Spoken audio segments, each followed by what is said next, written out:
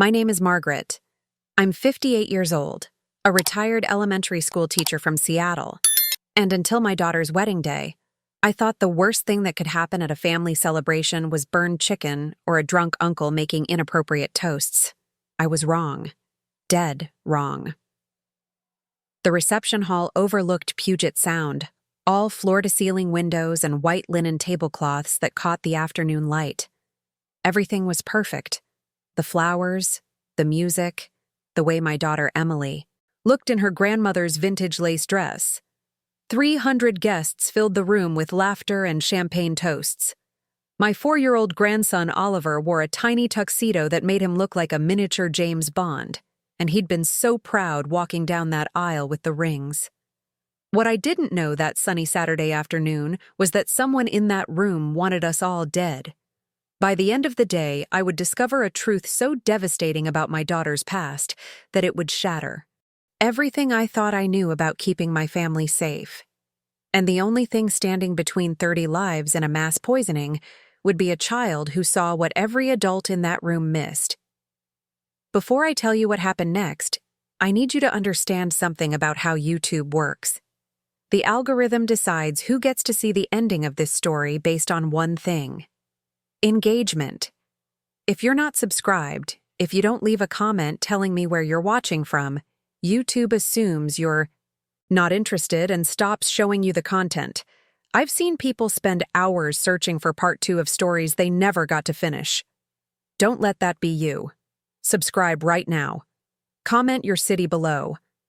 Because what happens in the next 48 hours? You won't believe it even when I tell you. So let me take you back to where it all started. To the moment I should have seen the truth, but chose to look away instead. The morning of the wedding, I'd woken up at 5 a.m. in my house in Queen. Anne, unable to sleep. My husband David had died 3 years earlier. Heart attack. Sudden. The kind that leaves you answering the same question over and over. Why didn't I see it coming? I'd spent those 3 years rebuilding myself, learning to be whole instead of half. Emily's wedding felt like proof that life could still hold joy, that my little girl could find the happiness I'd lost. I made coffee in the dark kitchen that still smelled faintly of David's cologne. I'd never had the heart to throw away his last bottle. The house was too quiet. It had been too quiet for 3 years. My phone buzzed. Emily. Mom, are you awake? Have been for an hour, sweetheart. You okay? A pause. Too long. Yeah, just nervous. That's normal. You love Nathan. He's a good man. I know. Another pause. Mom, I need to tell you something. My stomach tightened. Mother's intuition, the kind you develop after 25 years of reading your child's voice. What is it? Never mind. It's nothing. I'll see you at the venue. She hung up before I could press. I stared at my phone in the pre-dawn darkness, that familiar dread curling in my chest. The same dread I'd felt the morning David died, when he'd kissed my forehead and said, "Something feels off," and I'd told him he was just stressed. I should have listened then. I should have listened that morning. The venue was a converted warehouse in Sodo, all exposed brick and Edison bulbs. Emily had wanted something different, industrial chic, not the country club wedding I'd imagined. I arrived at 9 to find controlled chaos, florists arguing about centerpieces, the DJ testing speakers, Emily's best friend Sophia directing traffic like a general commanding troops. Margaret! Sophia grabbed my arm. Thank God! Emily's having a meltdown about the seating chart. I found my daughter in the bridal suite, surrounded by bridesmaids in various states of undress, mascara running down her face. Sweetheart, I can't do this. She looked up at me. And for a moment she was 5 years old again, scared of her first day of kindergarten. Mom, I can't. I dismissed the bridesmaids with a look. When we were alone, I took her hands. They were shaken. Talk to me. What if I'm making a mistake? The words tumbled out. What if Nathan isn't who I think he is? What if... Emily, I made her look at me. Where is this coming from? She pulled away, walked to the window overlooking the sound. I got a message this morning. From someone I used to know? Who? It doesn't matter. He's nobody. He's just... She wrapped her arms around herself. He said he'd always love me. That Nathan would never love me the way he did. That I was making the biggest mistake of my life. Something cold settled in my spine. Who, Emily? His name is Vincent. We dated in college. It ended badly. He didn't take it well. How badly? She turned to face me, and I saw fear in her eyes. Real fear. He showed up at my apartment for months afterward. Called from different numbers. I had to get a restraining order. That was 5 years ago, Mom. I haven't heard from him since. Until this morning. She nodded. Did you tell Nathan? I can't. Not today. Not on our wedding day. She grabbed my hands. Mom, it's nothing. He's just trying to mess with my head. The restraining order is still active. He can't come anywhere near me. I wanted to believe her. I wanted to think that a piece of paper could keep danger away, that the past stayed in the past where it belonged. But I'd lost my husband to my own willful blindness. I wouldn't lose my daughter. Show me the message. She did. It was long, rambling, obsessive. Words like destiny and soulmates and wrong choice. But what caught my attention was the last line. I'll be watching, always watching. Emily, we need to call the police. No. She wiped her eyes, straightened her shoulders. No, I'm not letting him ruin this day. I've hired extra security. The venue has, cameras everywhere. He can't get in. And besides... She managed a weak smile. He's probably not even in Seattle anymore. The message could have been sent from anywhere. I wanted to argue. But my daughter was looking at me with that stubborn determination I recognized from every tantrum, every teenage rebellion, every time she'd made up her mind about something. I'd raised her to be strong. Sometimes strength looked like stubbornness. Okay, I said, but I'm telling the security team to be on high alert. And if anything feels wrong, you tell me immediately. She hugged me, smelling like nervous sweat and expensive perfume. Thank you, Mom, for understanding. But I didn't understand. I didn't understand at all. The ceremony was beautiful. Emily walked down the aisle to a string quartet playing Pachelbel's Canon, and I cried like I'd promised myself I wouldn't. Nathan looked at her like she was the only person in the world, and for a moment, I let myself believe everything would be fine. Oliver, my grandson, Emily's nephew from her brother Thomas, sat between me and his mother Rachel, swinging his legs and whispering questions about why everyone was so quiet. He'd been obsessed with the wedding for weeks, practicing his ring-bearer walk, insisting on wearing his tuxedo to bed the night before. Grandma, he whispered, why is Aunt Emmy crying? Because she's happy, sweetheart. He frowned, processing this. That's weird.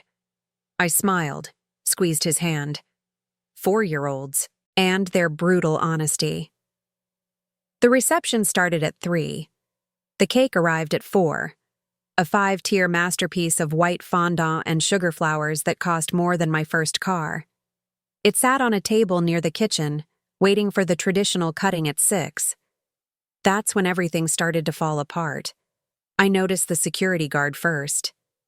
Emily had mentioned hiring extra security, but this man didn't look like the other guards stationed at the entrances.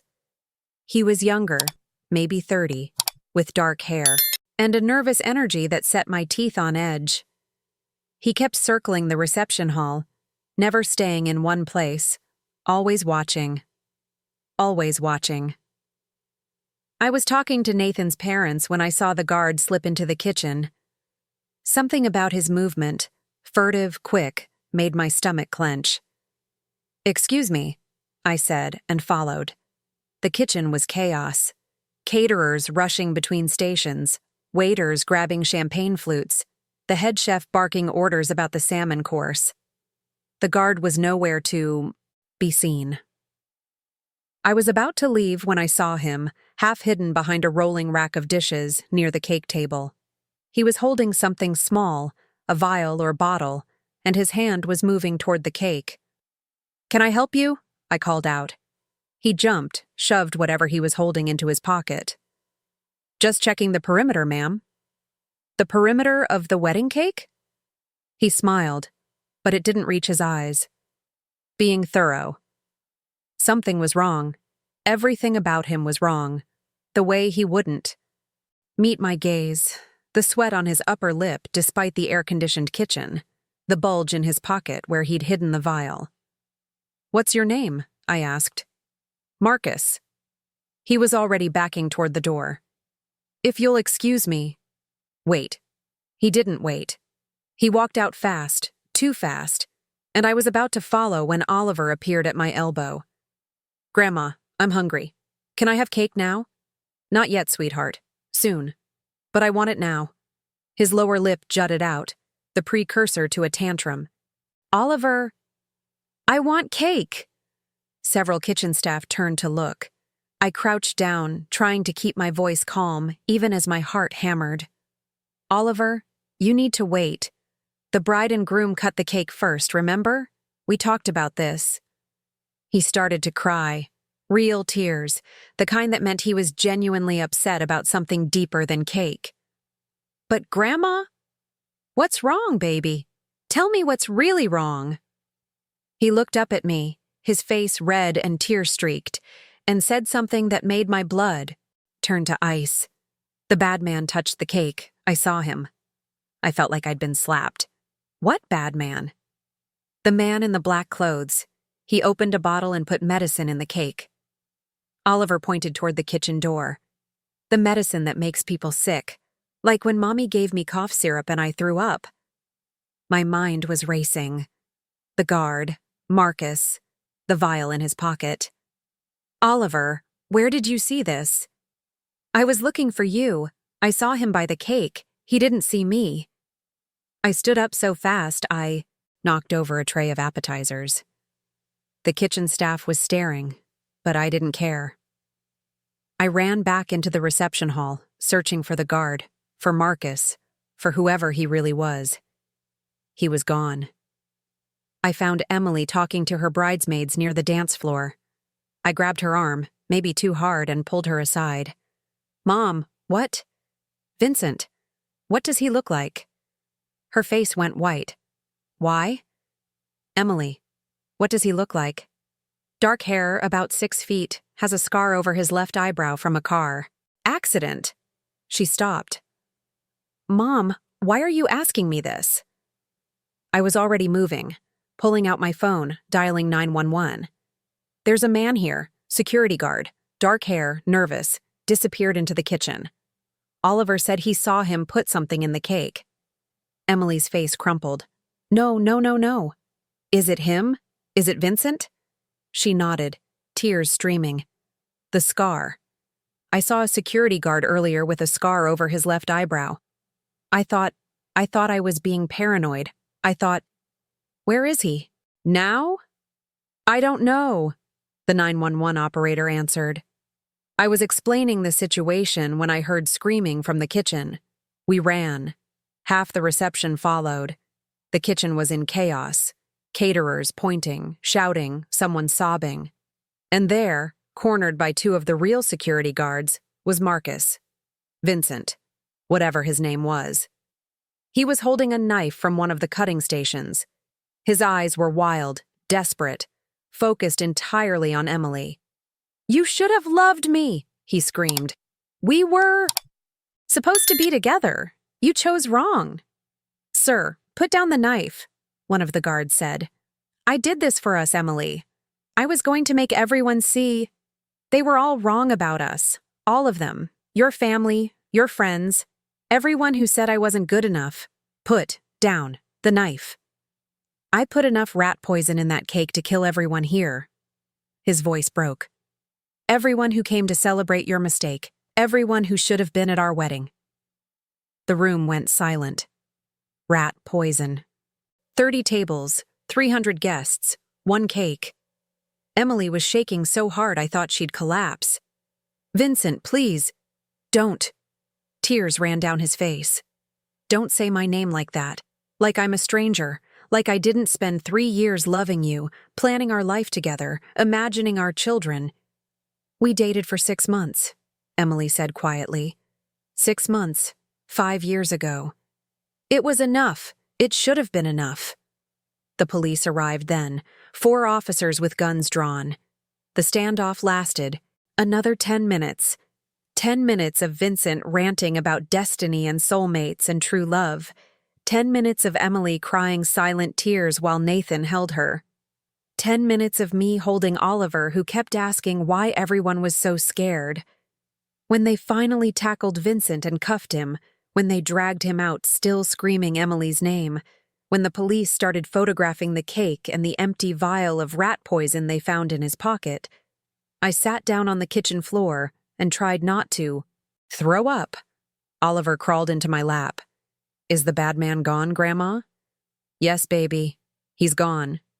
Good. He yawned, exhausted from his own heroism. Can we have cake now? I laughed. It came out more like a sob.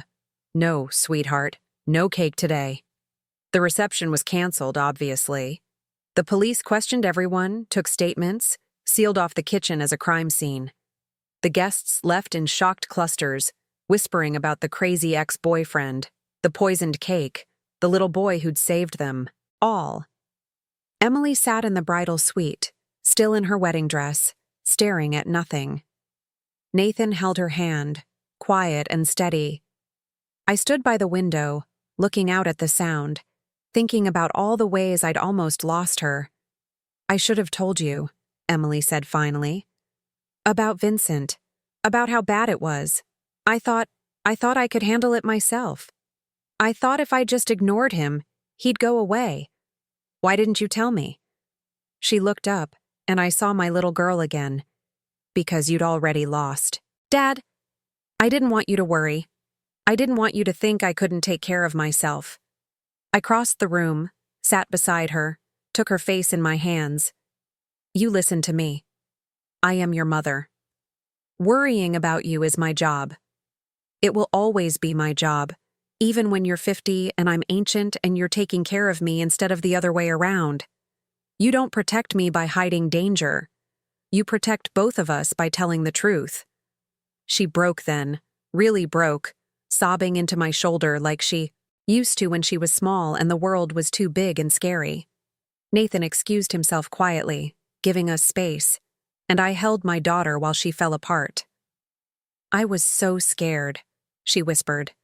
When I saw him today, when I realized he'd gotten past security, when I understood what he might do, Mom, I thought he'd hurt you.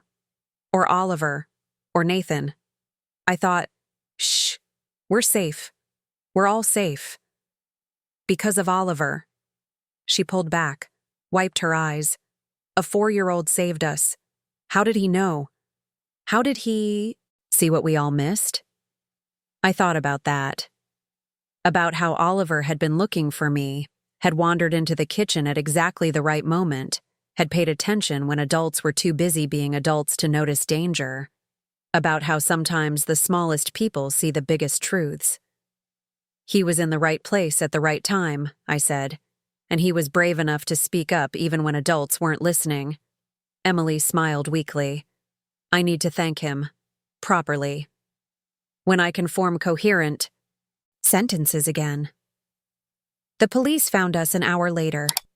Vincent had confessed everything, how he'd been following Emily for months, how he'd learned about the wedding, how he'd researched security companies and forged credentials to get hired as a guard, how he'd bought rat poison online, hidden it in a fake medication bottle, planned to poison the cake and watch the reception descend into chaos. He wanted you to see everyone you loved get sick, the detective said gently. He wanted you to understand what it felt like to lose everything. He said, she hesitated. He said he was going to help you afterward. that you'd need him then. That you'd finally understand you belong together. Emily closed her eyes. He's insane. He's going away for a long time, Ms. Anderson. Attempted mass murder, breaking a restraining order, stalking, trespassing. He'll be charged with everything we can make stick. After they left, Nathan came back. He sat beside Emily, didn't say anything, just held her. I watched them together and saw what I'd seen at the altar. A man who would stand beside her through anything. Even this. Even a wedding day that ended with police sirens and crime scene tape. What happens now? Emily asked. Now we go home, Nathan said. We rest, we process, and when you're ready, when we're both ready, we try again. The wedding? The wedding. He kissed her forehead. I don't care if we do it at City Hall or in your mom's backyard or on a beach in Hawaii. I don't care. If it's just us and an officiant. I just want to marry you, Emmy. The rest is details. She started crying again. But this time it was different. Relief, maybe. Or hope. I left them alone, went to find Oliver. He was with Rachel in the parking lot, playing with a stick he'd found, making vrooming noises like it was a race car. Oliver, I called. He looked up, smiled, ran to me. Hi, Grandma. I crouched down, looked at this tiny person who'd saved 300 lives. You were very brave. Today. You know that? He shrugged. I just told you about the bad man. That's what brave is sometimes. Telling the truth even when you're scared, even when adults aren't listening. I hugged him, breathing in his little boy smell of grape juice and grass stains. Thank you, sweetheart. You saved us all. You're welcome. He pulled back, looked at me seriously. Grandma, can Aunt Emmy have another wedding? With a good cake this time? I laughed. Yes, baby, with a good cake. Good. He went. Back to his stick. I want chocolate. Rachel came over, her own eyes red. Margaret, I don't know what to say. If Oliver hadn't. I know. I squeezed her hand. I know. That night, I drove home alone through the Seattle rain. My house was dark and quiet, still smelling faintly of David's cologne, still too empty. But something had shifted. I'd spent 3 years living in the past, stuck in the morning I'd ignored my husband's intuition, trapped in my own guilt and grief. Today, I'd listened, I'd paid attention, I'd acted, and I'd kept my family safe. I made tea in the dark kitchen, sat at the table where David and I had eaten 1,000 meals, and cried. Not grief this time. Something closer to gratitude. For Oliver's sharp eyes and honest voice. For Emily's strength even in her fear. For second chances. For the truth that sometimes the smallest people teach us the biggest lessons about paying attention to the things that matter. 3 months later, Emily and Nathan got married in my backyard in Queen Anne. 30 people, string lights, homemade cake that Oliver and I baked together. No security guards, no ex-boyfriends, just family and love and the sound of Elliott Bay in the distance. Oliver walked down the aisle again, proud in his tuxedo, carrying the rings with exaggerated seriousness. When Emily and Nathan exchanged vows, he whispered to me, Grandma, this wedding is better. Why's that, sweetheart? Because everyone's smiling, and the cake is chocolate. I laughed, pulled him close. You're absolutely right. After the ceremony, after the cake cutting and the toasts and the dancing, Emily found me on the porch watching the sunset over the Sound. She'd changed out of her dress into jeans and a sweater, her hair down, looking more like my daughter than a bride. Thank you, Mom. For today. For everything. You don't need to thank me? Yes, I do. She sat beside me. You taught me something important. About asking for help. About not hiding the scary stuff. about trusting the people who love you to stand beside you, not just protect you from everything. That's a hard lesson to learn. It is. She leaned her head on my shoulder.